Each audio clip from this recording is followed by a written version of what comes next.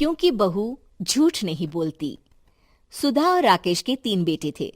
शादी के बाद तीनों माँ बाप से दूर रहते और सिर्फ त्योहारों में आते। माँ जी, पिताजी, अगली बार आप लोग हमारे घर आइएगा। अरे नहीं बहू, सब यही आ जाते हैं तो घर खिला खिला लगता है।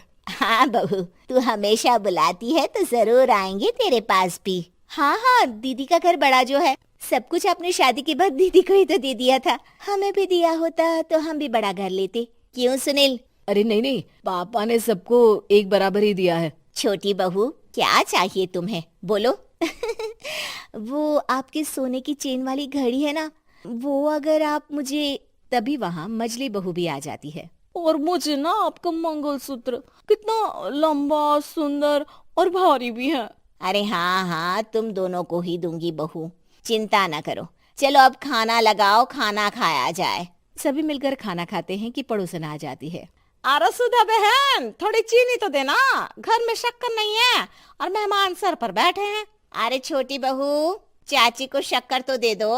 अरे मजली दीदी, आप दे दीजिए ना, मैं यहाँ कम आती हूँ तो मुझे पता ही नहीं है कि सासू माँ सारी चीजें कहाँ रखती है। और तुम, मैं कौन सा यहाँ रोज शक्कर फाँकने के लिए आती हूँ, मुझे भी नहीं है पता। तभी बड़ी बहू हाथ में चीनी की कटोरी लेकर आती है। चाची, शक्कर आप लोगों का बड़ा सहारा है माँ जी और पिताजी को, वरना हम लोग तो यहाँ रहते ही नहीं।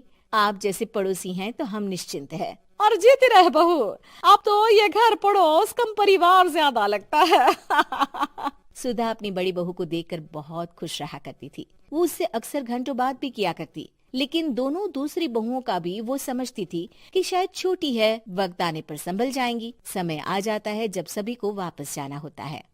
माँ जी, हम लोगों की फ्लाइट पहले है, हमें इजाजत दे। वो सास के गले लगकर चली जाती है। थोड़ी देर बाद छोटी बहू कहती है, माँ जी, मैं ना ये सोफे के कवर और चादरें ले जा रही हूँ, यहाँ तो ऐसी ही पड़ी रहेंगी। हाँ हाँ बहू, ले जा, और कुछ चाहिए तो बोल। और तो चाहिए बहुत कुछ, पर चलिए कोई बात नहीं, अगली बार ले जाऊंगी मैं।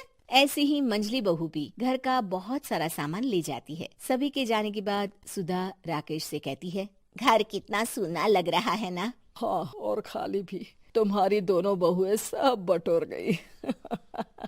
अरे ठीक है ना, हम दोनों ही तो हैं, कितना सामान लगेगा। फिर उन लोगों की नई गृहस्थी, इतना मत सोचा करे। समय बीतता है। ऐसे ही हर साल त्योहारों में सुधा और राकेश के बच्चों की बहू आते और जाते वक्त ढेर सारा सामान पैक कर कर ले जाती। लेकिन कुछ ही सालों में सुधा का देहांत हो जाता है।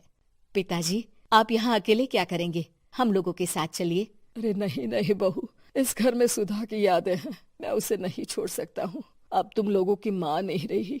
देख लो, वैसे तो मैंने उसके जीते जी सब कुछ दे दिया है, लेकिन कुछ उसका पर्सनल कीमती सामान था जो ये है, ले लो।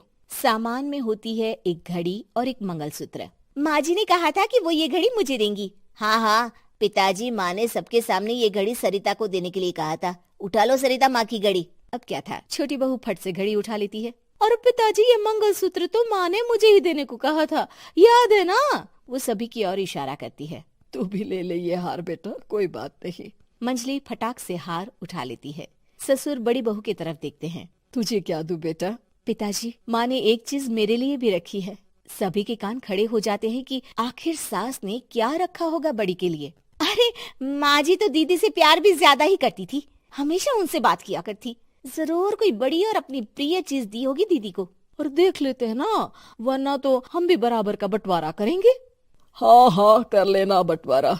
लेकिन बड़ी बहू बताओ तो, सुधा ने क्या रखा है तुम्हारे लिए?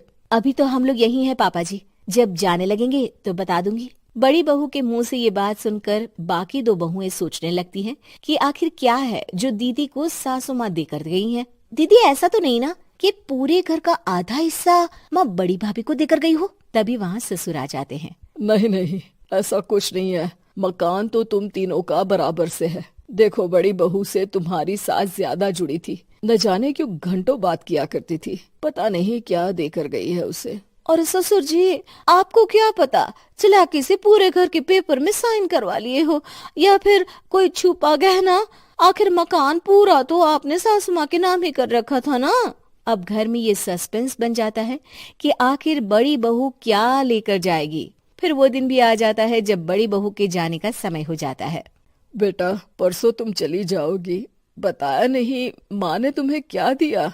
घड़ी और हार जो बेशकीमती था और तुम्हारी सास को सबसे ज्यादा प्रिय था, उसका तो बंटवारा भी हो चुका है। अब तुम्हारी बारी। हाँ पिताजी, आज मैं ये बात बताने ही वाली थी। माँ ने मुझे उससे भी बेशकीमती चीज दी है और वो है आप। आपसे अधिक प्रिय उन्हें कुछ नहीं था। माँ चाहती थी कि आप मेरे साथ रहें। चलिए पिताजी। बेटा, मेरे पास तो कोई पेंशन भी नहीं है और ना ही कोई प्रॉपर्टी। लेकिन आपके पास संस्कार है पिताजी, जो मेरे बच्चे आपसे लेंगे, तो आपको ले जाने पर स्वार्थ ही है मेरा। चलिए ना पापा। सभी के सामने पिताजी बड़ी बहू और बेटे के साथ उनके घर चले जाते हैं।